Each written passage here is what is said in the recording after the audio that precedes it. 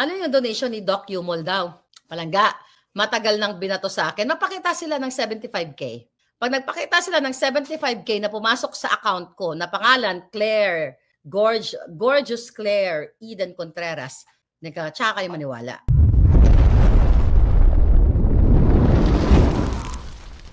Okay? Yan, di ba?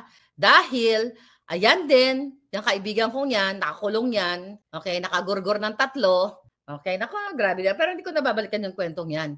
Ang tulong niyan, kausap ko pa nga yung parents niya, ang nanay niyan at saka kapatid niya, ang tulong niyan, diretso sa nanay niya. Alam niyo yun, yung mga nakafollow sa akin, wala naman silang maibato. Sige nga, ilabas nila yung napunta sa akin 75K. Sige nga, ilabas nyo nga. Sige, hamunin ko kayo. Asan yung 75K na pumasok sa account ko? Dali, dali. Ano daw? Baka gumawa, alam nyo, I'm not the type of person na i-brag yung mga lalim ng aking connection sa mga tao. Kahit kaninong tao. I'm not that type of person. Kasi I wanna protect these people na nagtatrust sa akin, even, excuse me, even before. Okay? Di ba yung mga kaibang-bangag, di ba? Kaya ko lang naman nilabas yung mga conversation namin ni Lisa Tanas nung hindi nila tinupad yung kanilang pangako sa taong bayan. Baka gumawa ng fake evidence sa mga yan. Oo, wala naman silang pwedeng ibato sa akin kundi yung kanilang mga kasinungalingan. Palangga, kung gusto ko kayong lokohin, maya-maya may foundation ako. Maya-maya may donation drive ako. Kung gusto ko lang kayong lokohin, ang dami nung ako'y kinasuhan ng 4 nitong mga bangag na ito, dapat nanghingi na ako ng pera sa inyo. Pero yun na lang yung natitira sa akin na sabi ko, putang ina, pag nanghingi ako ng tulong sa aking mga followers, talo na ako eh. Kasi hindi naman kayo kasama dito eh. Desisyon kong lumaban.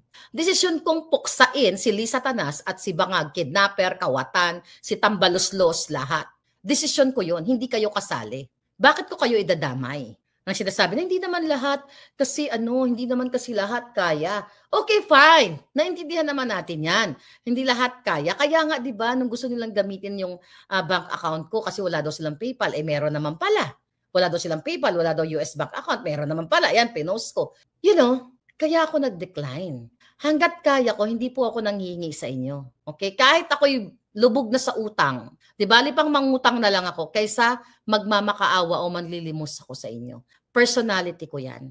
Kahit hindi ako kumain ng 24/7, ayoko lang magmolestya sa tao. That's me. So, hindi ako magmumolestya sa inyo. Magtatapang-tapangan ako dito. Tapos, in the end, pala, mamamalimos ako. Kasi the moment na namalimos ako, yan ang gusto ni Lisa Tanas. Yan ang gusto nila na magmakaawa ako sa inyo.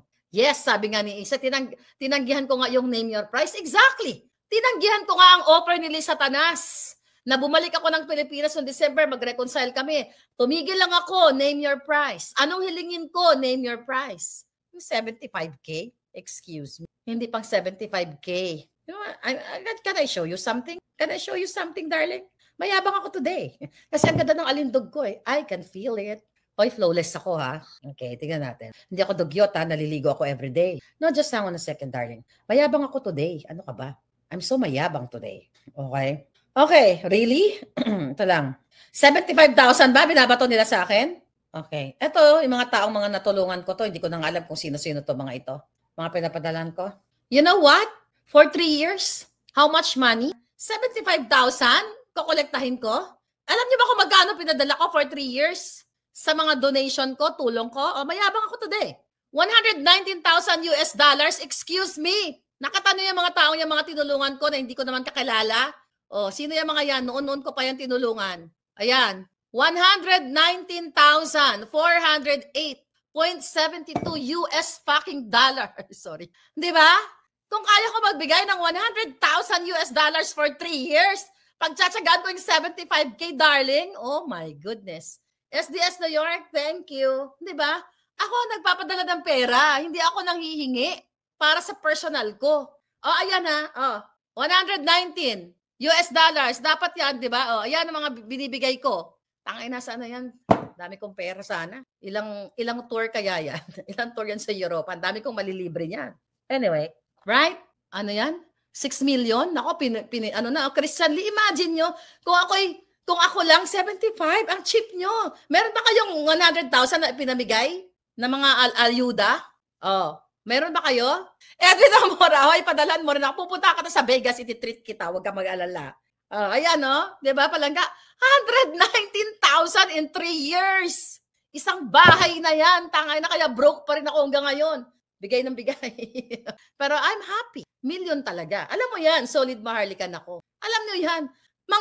Manghihingi ako ng 75,000, then I'm giving money away, millions of pesos. Excuse me. Grabe, ano? 6 million ba yon? Alam mo minsan, pag saan napunta pera ko? 6 million pala na ipadala ko. Oh, Edwin, ako na bahala sa iyo, Palangga. Gusto niyo magyabang ako? 6.5M? Yeah, pero you know, yung 100 pa lang, 5.6 na. But anong gusto kong ipunto dito? Wala pong problema yung may nanghingi ng donation kasi may mga tao talaga kailangan. Magyabang na ako. May tinulungan ako ngayon. Okay? Si Von, na bedridden, na seafarer. Kasi inilapit ko siya. Actually, inilapit ko siya kay Senator Bongo. Okay? Okay, tignan ko lang to. Si Von, kumusta yung anak mo ha? Okay. Sabi ko sa kanya, how are you? Saan to? Ito lang gusto ko lang ipakita sa inyo. Kasi total, labasan tayo ng resibo ng kabutihan at kasamaan. Hindi labas ko din kabutihan ko. Okay, sabi ko, hello. Ay, hindi. Sabi ko, Palangga, di na daw tumawag ulit yung office ni ano. Okay, kay Leo to. Oh. Sabi ko, di na daw. Ito, nakita nyo tong date ha. Ito ngayong oras na to. Okay, pinarward ko sa kanya. Okay, ito yung message na to. Ito ngayong araw lang to. Di na daw tumawag. Ay, sabi ng Palangga, hello po Ma'am Maharlika, magandang araw po sa iyo ma'am. Kumusta po ma'am? Mag-update lang po ako ma'am. Wala po talaga tawag ulit galing sa opisina ni Senator Bongo ma'am. Isang buwan mahigit na po nakalipas. Meron pa kaya akong maasahan tulong kay Senator Bongo ma'am? Ma'am, sabi gano'n. Tapos sabi ko Palangga, yan yung nilapit ko sa'yo. Okay? O, ang sabi niya, ayan. Sabi niya, okay, follow up ko. May 20 daw nag-touch base sa patient. Election ban pa noon, kaya wala assistance. Nagpadala si patient ng GCash niya last June 3. Nagpadala si patient ng GCash niya. Nagpadala itong si Von ng GCash number niya. On process na daw. June 3 pa yon. So dahil masama ang ugali ko, masama talaga ugali ko. Okay? Sobrang sama. Okay? Ito sabi ko. Okay. Sabi ko, masama ugali ko, I sent $100. Hala ma'am, ang laki naman po. Maraming po salamat. This is yesterday, I think. Yeah? This is yesterday. Yesterday ba to o today? Anong oras ba to? You sent $100. Okay, yeah. Kasi masama ugali ko eh. Okay? Kasi may anak to. Bedridden to. Ito yung pinicture ko na OFW na baril ba siya or something, may sugat. Masama ugali ko eh. Kaya nga umaabot ng $100,000 ang padala ko eh. Ba't hindi ko ginagamit ang PRD? Hindi ko ginagamit ang PRRD para manghingi ng donation. Yes, aminado ako, nanghingi ako pag may mga event. Pero hindi po ako yung 75K, ang cheap. Di ba? Ang cheap. So I said, hindi ko naman kailangan i-brag yan. From time to time, hindi ko naman kayo lahat kayang padalhan. Hindi ko kayo lahat padalhan. Pag isang buwan, may mga napapadalhan ako, $200, $300, $50, ganyan, 50, 100, depende sa pangangailangan. May mga pinapadalhan ako ganyan, kaya ganun kadami yung, kaya umabot. Alam mo, sinabi ko naman sa inyo, di ba? Pag anak ko nanghihingi, madamot ako. Kasi may mga trabaho sila eh. Believe me, yung anak ko kahapon, inaway ko. Sabi niya, Mama, ako na lang yung 100 mo sa wallet mo. Yung mga euro ko natira, gustong kunin kasi pupunta sa Europa. No! Sabi ko, no, wag mong kukunin yan, may pera ka. Di ba? So, ganun po yun. Madamot ako sa mga kasi may trabaho sila. Nagbibigay lang ako sa mga tao talaga na alam ko yung buhay sa Pilipinas. Tapos, babatuhan niyo ako, 75K. O, ilabas yung resibo. Wala na kasi kayong mabato dahil nahubaran ko na yung mga pang-scam nyo, mga jutang din. Di ba? 75K, really? Ang cheap! My God! Hingi ako ng 75K, tapos nagpapadala ako ng milyon-milyon sa mga tao sa Pilipinas. Nakakaloka. Sinuntok naman. Saka papasok lang, Yeah. Minsan nga, alam mo, sa totoo lang, pinapagalitan na ako. Ano ba yan? Lahat? Nai-scam ka na. Sabi ko, $50. Hello? What is $50? What is $100? Kung in-scam niya ako, problema niya na yun. Basta ang intention ko is to help. Ngayon, nakita ko naman, scroll ko naman, okay naman, totoo naman, may legit. Kung in-scam niya ako, hindi ko na problema yon. Pero nag-iingat ako. Okay, kaya yung binabato nila sa akin, my goodness. Really, Charlie? Pang 75K lang ba ang alindog ko? Hindi pang 75K ang alindog ko. Priceless po ang pinaglalaban. Hiyang-hiya naman si Miss Mao. Ito, screenshot nyo to.